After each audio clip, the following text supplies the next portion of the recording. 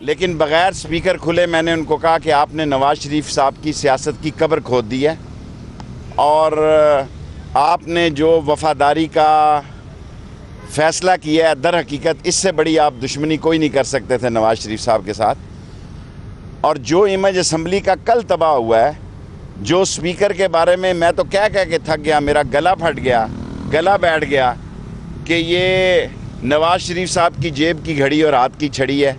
कल उन्होंने साबित किया ना उनको रूल एंड प्रोसीजर का पता है। एक तरीके इल्तवा उन्होंने ये एडमिट की 3 सालों में।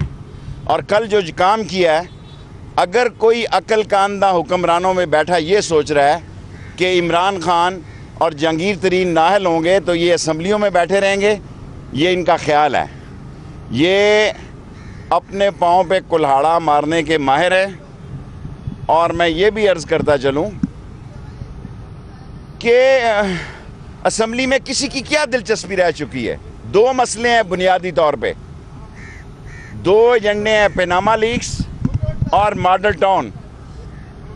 मॉडल टाउन के कातिल जो जस्टिस नजफी, इन्होंने ख़ुद रिपोर्ट तैयार की, वो 12 के 12 पुलिस ऑफिसर जो हैं वो पंजाब की हुकूमत ने भगा दिए हैं।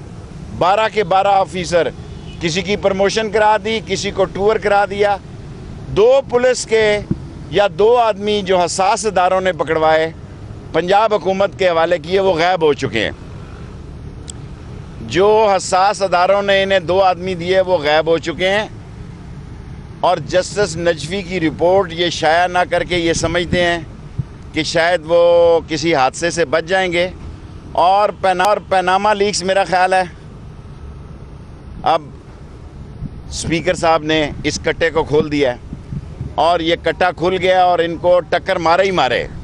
और मुझे नज़र आता है कि जो मुझे ताना देते थे कि ये 2016 नहीं जी 2018 है, 2016 में ही कट्टी कट्टा निकल आएगा इंशाअल्लाह ताला। अच्छा सर, अभी आपकी अपोजिशन की क्या हिकमत अमली समझते हैं? अपोजिशन क्यों नाकाम हुई? देखें जी, गोश्त खाएं लोग, कुछ गोश्त सुखाएं, राशन डालें और जाती उम्रा की तरफ चलें। मैं तो 3 साल से कह रहा हूँ फैसला सड़कों पे होगा।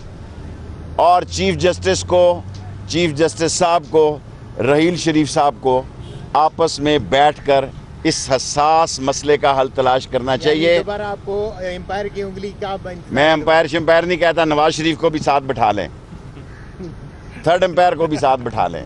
मैं एम्पायर शम्पायर पे बिलीव नहीं करता। मुझे सामने दिखाई दे रहा है कि मौजूदा हुकूमत अहल नहीं, मौजूदा हुकूमत में सलाहियतें नहीं, उनकी कारकर्दगी नहीं, मुल्क को शदीद मसाइल हैं, थ्रेट है।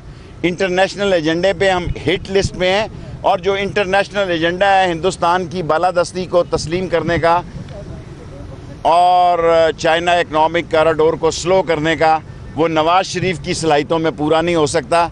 बल्कि नवाज़ शरीफ एक दबे हुए, झुके हुए और लिफे हुए, पंजाबी में कहते हैं, लीडर हैं। वो मसाइल से ना सिर्फ नाआशना है बल्कि उनका डिलीवरी सिस्टम भी जवाब दे चुका है।